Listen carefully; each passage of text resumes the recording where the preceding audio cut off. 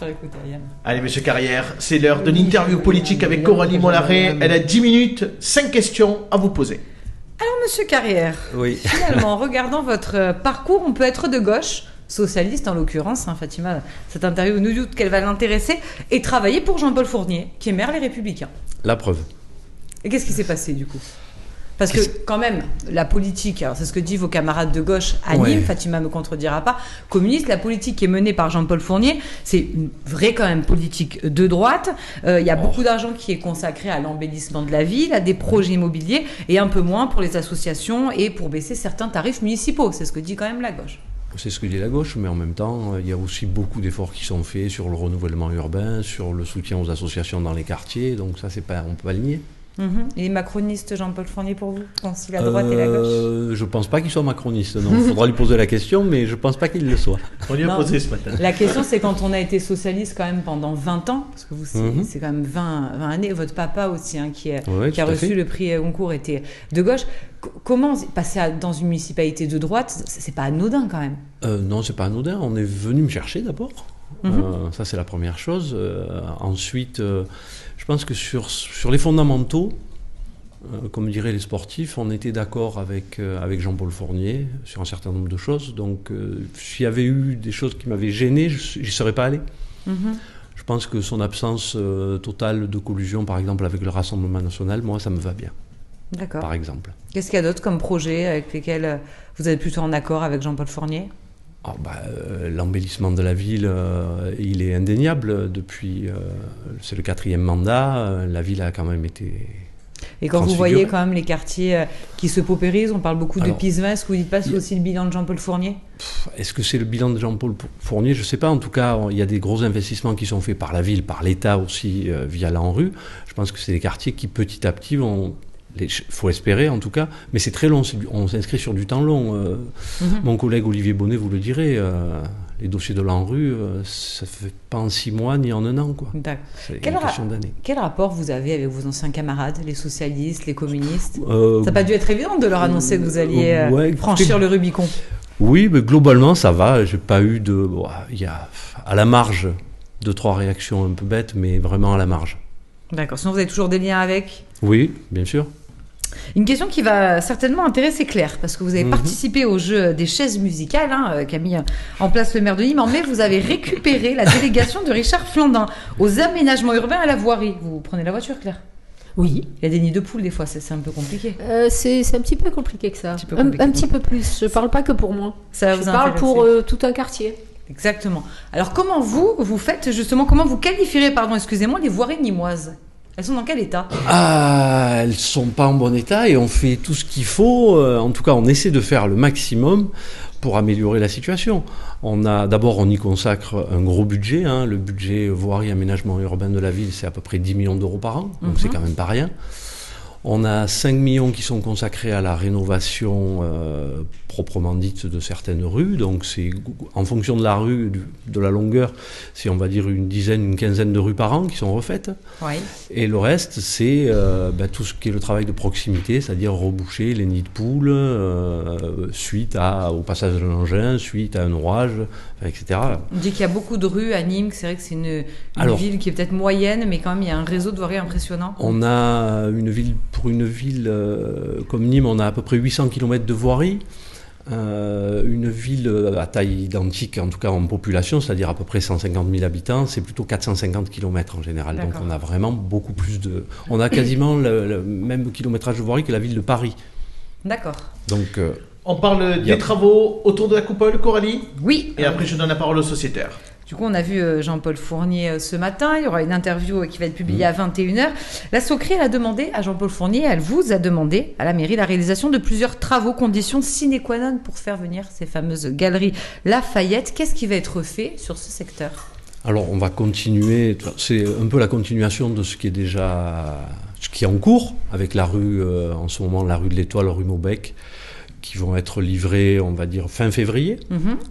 Qui sont piétonnisés, enfin en tout cas qui sont pavés. Et là, ça sera la rue Guizot et la rue des Halles qui vont être piétonnisées. Ça va être compliqué, du coup, on ne pourra plus circuler dessus. Non, sauf avec un badge et sauf pour les livraisons. Le seul endroit pour circuler, ce sera l'avenue Général Perrier. Exactement. Vous craignez pas qu'il y ait des embouteillages, que ce soit un commandant, parce que c'est de plus en plus difficile quand même de circuler en centre-ville de Nîmes? On n'espère pas. Enfin, toutes les études ont été faites, en tout cas au niveau du plan de circulation. Donc normalement, ça devrait bien se passer. Romain Curat. Le projet, il est un peu plus gros, je pense, non? Parce que je suis tombé sur un permis qui est en cours d'instruction actuellement par les services, où il y a également le pavage de la rue Général-Perrier, oui. La rue des Halles, il y a une douzaine de rues. Ouais, alors il y a la rue des Halles, la rue Guizot. Pour la rue Général-Perrier, pour l'instant, on va le laisser en stand-by parce que comme il y a d'autres travaux prévus, comme la place de la Salamandre, place du Château, on ne peut pas tout faire en même temps. Ça créerait trop de problèmes au niveau de la circulation dans la ville. Donc, pour la rue Général-Perrier, pour l'instant, on laisse ça en stand-by. Ça va vous compter quoi? Pardon, juste, si vous avez quand même déposé pour la rue Général-Perrier pour la pavée, c'est peut-être dans l'idée de la rendre piétonne. Parce qu'avant, elle était pavée pour la circulation. Oui. On l'a goudronnée parce que ça abîmait trop. Oui. Donc là, si vous avez dans l'idée de la repaver, c'est pour la rendre piétonne peut-être. On n'a pas encore fait de choix définitif là-dessus. Bon, nous, Jean-Paul Fournier nous a dit que c'était non, hein, parce que sinon il fallait revoir tout le plan de circulation. Non. Voilà, c'est trop complexe. Donc du coup, vous allez plutôt abandonner parce que ça coûte de l'argent. Romain, du coup, dans sa question, il a raison, c'est qu'on ne peut pas paver. Mais on va quand même faire des aménagements sur la rue Général-Perrier, mais pas comme on les avait pensé, imaginé au départ. Et au total, juste, ça va coûter combien, ce chantier? C'est un peu le prix pour les faire venir. Attendez, en ce moment, rue de l'Étoile, rue Maubec, on est dans les 760 000 euros. Et pour la rue Guizot, rue des Halles, c'est un petit peu plus, mais j'ai plus le chiffre en tête. C'est pas mal. On dit un mot sur la voie urbaine sud. Exactement, qui va plaire aussi à Romain Curat. Donc la voie urbaine sud, voie qui permettrait de désengorger ce périphérique. Hein. Ouais. C'est compliqué quand même de circuler aux heures de pointe. Où est-ce qu'on en est? Est-ce que vous avez le coût et surtout le calendrier? Alors le coût, on l'a. Le calendrier, là on est suspendu aux accords, aux autorisations de l'État. Vous avez rendu tous les dossiers? Oui, tout a été déposé au mois de juin dernier. Et là, on attend les autorisations. On a les emprises nécessaires pour faire les travaux. Le budget, c'est 12 millions d'euros à peu près. Que voilà. Seule la ville financerait? Voilà. D'accord. Mm-hmm. C'est énorme quand même. Oui, c'est beaucoup, c'est sûr. Surtout si vous avez un budget de 10 millions d'euros.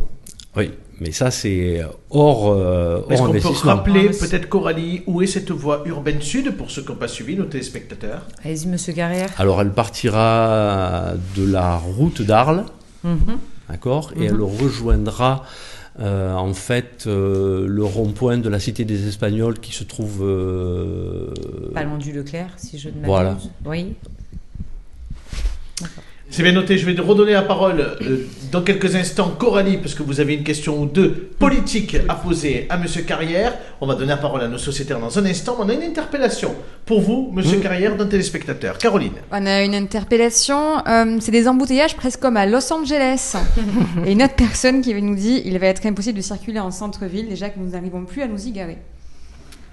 Qu'est-ce que vous répondez aux Nîmois qui sont inquiets? Monsieur Carrière. La circulation, effectivement, c'est problématique dans la ville de Nîmes. Après, la mise en place de parking relais par l'agglo, on espère pouvoir aussi développer le transport en commun pour petit à petit, parce que je pense que l'automobile, c'est pas l'avenir du déplacement urbain. Dans Nîmes. Dans Nîmes, mais dans toutes les villes, c'est pas qu'à Nîmes. Hein. Sauf qu'à Montpellier, le transport est gratuit dans quelques jours.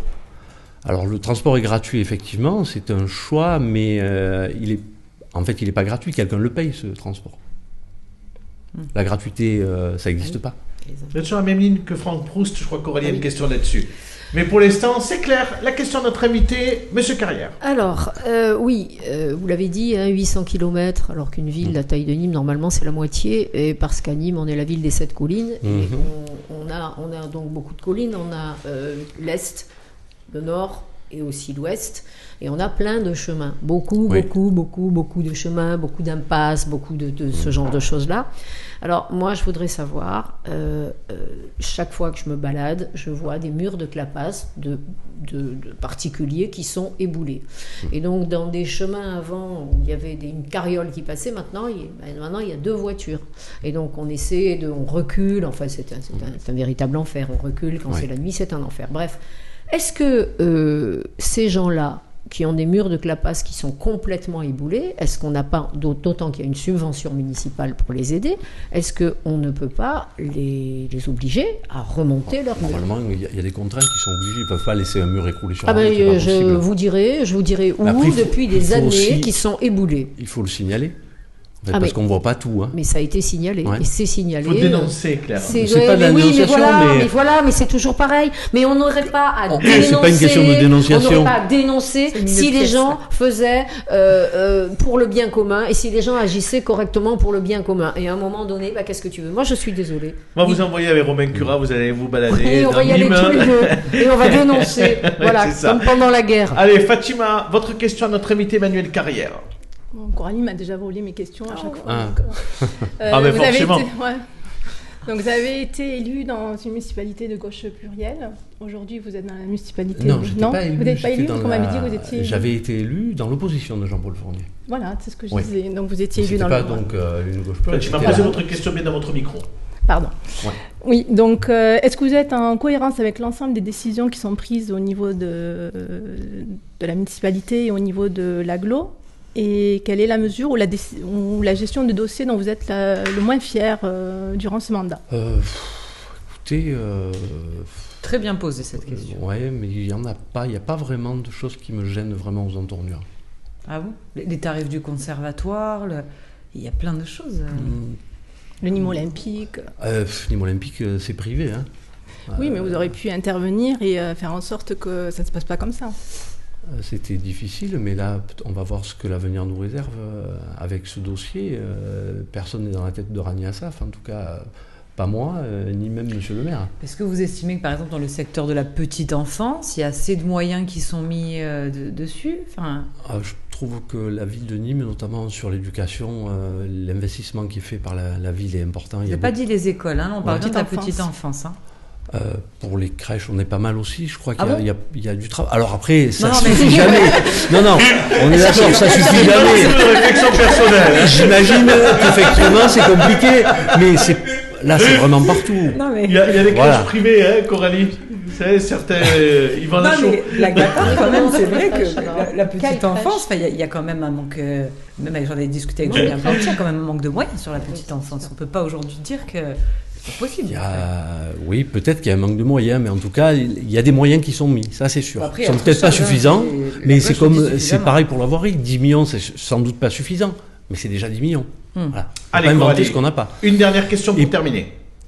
1,5 Allez, rapidement. Allez, rapidement, parce que Emmanuel Carrière, c'est aussi TPNA, Tous pour Nîmes et son agglomération. C'est Ouais. aussi Jean-Paul Boré. Alors, on suivait la campagne en 2014, il a Comment été il va? candidat. Vous avez une nouvelle? Mais justement, je voulais vous demander comment va Jean-Paul Boré? Bah, il va bien, Qu'est-ce qu'il fait? il travaille encore. Ouais. Voilà.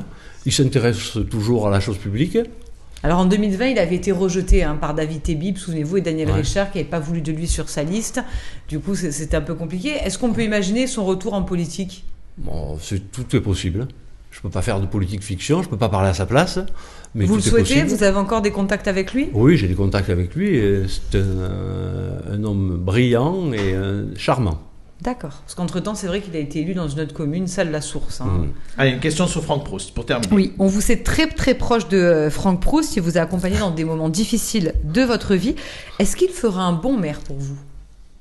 Alors là, j'en sais Sans langue rien. de bois. J'en sais rien. D'abord, Ouf. il est pas encore candidat. Deux, Non, mais vous avez une appréciation sur sa trajectoire politique. oui, bien sûr, mais bon, aujourd'hui, c'est Jean-Paul Fournier, le maire de Nîmes. Jusqu'à preuve du contraire, il reste encore 2 ans et demi de mandat, et il n'a pas dit ce qu'il allait faire, et il n'a pas donné encore son souhait pour l'avenir. Vous posez différemment Donc, la question, attention. Oui, mais vous répondez pas à la question. Est-ce bon. qu'il serait un bon maire de Nîmes? Voilà. On parle pas de Jean-Paul Fournier, là. Oui, comme d'autres. Est-ce que ce serait un bon successeur? Hein? Un bon successeur. Par exemple, si vous deviez choisir entre Franck Proust, Julien Plantier. Alors là, je ne le ferai pas, parce que c'est pas temps de le faire. Quand on appartient à un groupe, on fait tout pour maintenir sa Ils cohésion. n'ont pas de dernière- réponse. ce Une soir. dernière, Donc, entre vous aurez pas- Franck vous aurez pas de Proust réponse. et Vincent Bouget, doit vous regarder. Quoi? Bonsoir Vincent, s'il me regarde. Ça serait pas cohérent que je soutienne Vincent Bouget. La gauche, c'est fini pour vous. Je peux pas dire ça. Mais en tout cas, sur Nîmes, oui, sans doute. Allez, Caroline, pour terminer cette interview, il y a plusieurs interprétations, des gens qui se moquent un peu de vous aussi. Possible. Monsieur Carrière. Oui, par rapport au stationnement, effectivement, il y a ces travaux. Donc, on a une personne qui nous dit que cela va devenir un enfer pour les habitants de trouver une place dans leur secteur, tant le parking en surface va être saturé. Il y a certains qui pensent aussi qu'ils vont devoir sortir des charrettes ou des chevaux pour se rendre dans le centre-ville de Nîmes. Voilà. C'est marrant. Et puis on renvoie effectivement vers Cap-Costière parce qu'on dit fait. forcément que les gens vont aller vers Cap-Costière. Personne ne prendra les transports en commun et les gens iront à Cap-Costière et déserteront le centre-ville de Nîmes. Après, vous savez, je pense que le vélo, par exemple, qui est sans doute un des pôles d'avenir pour le déplacement urbain, quand on veut faire des pistes cyclables, on se heurte à beaucoup de réticences des gens qui pourtant demandent des pistes cyclables, c'est-à-dire qu'ils en veulent mais pas en bas de chez eux, parce que ça supprime des places de stationnement. Il faut le faire dans la rue d'à côté. Donc c'est très complexe. C'est un sac de nœuds. C'est vraiment un vrai sac de nœuds. Après, on essaie de faire au mieux. Merci Emmanuel Carrière. Il y a aussi la particularité dont je parlais tout à l'heure, c'est-à-dire tous ces chemins et toutes ces collines. Et moi, je peux vous assurer que je prendrais bien un vélo, mais quand je dois monter chez moi, c'est pas possible. On en VAE. Les vélos à assistance électrique. Oui, mais c'est cher. Alors la mairie ne donne pas une subvention pour ça, pour tous ces gens qui habitent dans toutes ces communes, partout en haut. Parce que c'est pas notre faute, nous, si ça monte. C'est pas notre faute. On prendrait le vélo. L'interview est terminée, Claire. Merci, Claire. Merci Emmanuel Carrière d'avoir répondu à nos questions. Claire,